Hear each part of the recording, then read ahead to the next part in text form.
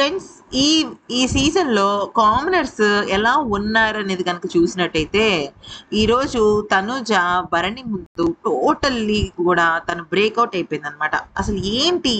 ఏం జరుగుతోంది? తనెందుకంత ఏడ్చింది? తననే ఎందుకు టార్గెట్ చేస్తున్నారనేది గనక చూస్తే, చాలా సేపు పవన్ డెమోన్, కళ్యాణ్ అలాగే తనుజ వీళ్ళు మాట్లాడుకున్నారు. ఎప్పుడు మాట్లాడుకున్నారంటే, ఒక టాస్క్ అయిపోయింది. అంటే ఇంకా కెప్టెన్సీ కంటెండర్స్ గా భరణి, మనీష్, ఇమాన్యుల్ ఇంకొకళ్ళు ఎవరంటే మన ఆ పవన్ డెమోన్, వీళ్ళందరూ కూడా ఈ నలుగురు కూడా కెప్టెన్సీ కంటెండర్స్ అయిన తర్వాత చాలాసేపు డిస్కషన్ జరిగింది. ఏంటంటే ప్రియా అలాగే మన శ్రీజ వీళ్ళందరూ కూడా ఏడుస్తున్నారు, అంటే బాధపడుతున్నారు నా మమ్మల్ని సెలెక్ట్ చేయలేదని. అప్పుడు ఇమాన్యుల్, తనుజ వచ్చి వాళ్ళని ఓదార్చడం ఇవన్నీ జరుగుతుంది. ఈ లోపు ఏమైందంటే భరణి దగ్గరికి తనుజ వచ్చి ఏదో అనబోతుంటే, ఏంటి కనిపించలేదు ఇంతసేపు బిజీయా అని అడిగాడు అనమాట భరణి. లేదు, మీరే నన్ను నామినేట్ చేయమని చెప్పారంట కదా పవన్ డెమోన్ దగ్గర అని చెప్పేసి అనేసరికి షాక్ అయిపోతాడు అనమాట భరణి. ఏంటి, ఏం మాట్లాడుతావు నువ్వు అని అంటే, లేదు నాకు చాలా విషయాలు తెలిసాయి, రండి నేను మీకు విషయాలు చెప్తాను అని అంటుంది.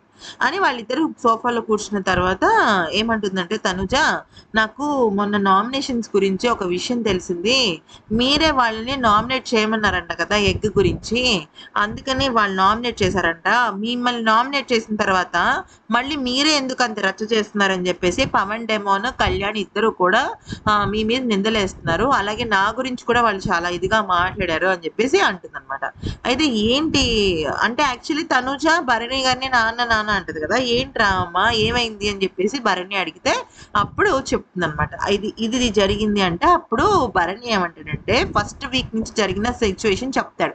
ఫస్ట్ మీకు గుర్తున్నట్టయితే ఫస్ట్ వీక్ నామినేషన్ లో భరణి నామినేషన్ లో లేడని చెప్పేసి బిగ్ బాస్ ఒక స్పెషల్ పవర్ ఇస్తాడు. మనీష్ డిమాండ్ లో ఎవరినో ఒకళ్ళు నామినేట్ చేయండి అంటే మనీష్ సాఫ్ట్ గా ఉన్నాడు. పవన్ డెమోన్ వచ్చేసరికి కొద్దిగా నిర్లక్ష్యం, యాటిట్యూడ్ తో కూడుకున్న బిహేవియర్ ఉంది తనకి అంటే తను నామినేట్ చేస్తాడు. అప్పుడు చాలా బాధపడతాడు కదా. అయితే ఆ టైంలో ఏమైందంటే భరణికి ఒక 4-5 రోజుల తర్వాత మనీష్ చాలా రూడ్ బిహేవియర్, అంటే భరణిని స్నేక్ అనటము.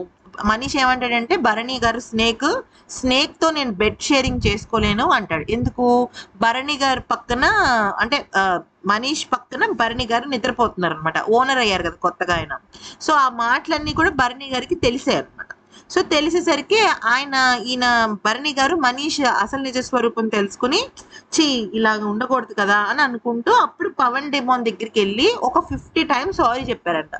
సారీ రా, నేను తప్పుగా అర్థం చేసుకున్నాను, సారీ అంటే, నాకు మీ ఎగ్ విషయంలో నచ్చలేదండి అని చెప్పాడంట పవన్ డెమోన్. అప్పుడు ఏమన్నాడంటే, అప్పుడు ఇతను అన్నాడంటే భరణి గారు, ఒక పని చెయ్యి, నువ్వు నన్ను నామినేట్ చేసేసాయి, ఒకవేళ నిజంగా నేను కనుక వెళ్ళిపోయాను అనుకో బిగ్ బాస్ హౌస్ నుంచి, నాకు రిగ్రెట్ ఫీలింగ్ ఉండదు. నేను నామినేట్ చేశాను తెలియక, దానికి శిక్ష అయితే నువ్వు నన్ను నామినేట్ చేయని చెప్పేసి చెప్తే సరే అని నామినేట్ చేశాను. అయితే ఏమైంది, యాక్చువల్లీ భరణి గారు నామినేట్ చేయమని చెప్పింది ఒక పవన్ డెమోన్, కానీ 6 ఒకేసారి భరణి గారిని నామినేట్ చేశారు. అంటే అక్కడ ఏమైంది, సింపుల్ గా క్లియర్ గా మనందరికి అర్థమైన విషయం ఏంటి, టార్గెటింగ్ జరుగుతోందని చెప్పేసి భరణి గారు తన గేమ్ ని చేంజ్ చేశారు అనమాట. యాక్చువల్లీ ఆయన దృష్టిలో, అంటే భరణి గారి మైండ్ లో ఉన్నది ఇద్దరు మనుషులు, ఒకటి హరీష్, 2 మనీష్. వీళ్ళిద్దరే నామినేషన్స్ మైండ్ లో ఉన్నారు. కానీ 6 కలిసి భరణి గారిని నామినేట్ చేసేసరికి భరణి గారు తన గేమ్ మార్చుకుని పవన్ డెమోన్ ని నామినేట్ చేయడం జరిగింది. అయితే ఈ విషయము ఒక కంప్లైంట్ లాగా తనుజ దగ్గర చెప్పడం జరిగింది. అంతేకాకుండా తనుజాని కూడా వాళ్ళు కొద్దిగా ఇదిగా మాట్లాడారు. ఎలాగా అంటే, నువ్వు first contestant Bigg Boss season 9 కి, ఏ సీజన్ లో అయినా సరే ఫస్ట్ కంటెస్టెంట్ కి చాలా వాల్యూ ఉంటుంది, చాలా వారాల పాటు వాళ్ళు ఉంటారు, మోస్ట్లీ టాప్ 5 లోకి వెళ్ళిపోతారు. ప్లస్ మొన్న కూడా నువ్వు ఫస్ట్ సేవ్ అయిపోయావు, సో నీకు చాలా ఫ్యాన్ ఫాలోయింగ్ ఉంది. రితుకి పాపం అంత ఫ్యాన్ ఫాలోయింగ్ లేదు అని చెప్పేసి అంటున్నారంట. ప్లస్ చిన్నవి కూడా, అంటే సాంబార్ చేయటం రాదు అన్నారు, కానీ మీకు చికెన్ సాంబార్ చేయటం వచ్చు, వెజ్ సాంబార్ చేయటం రాదు, ఇలాగ రకరకాలుగా చిన్న వాటికి కూడా వాళ్ళు వేలెత్తి చూపి నామినేషన్ చేస్తా అంటున్నారంట.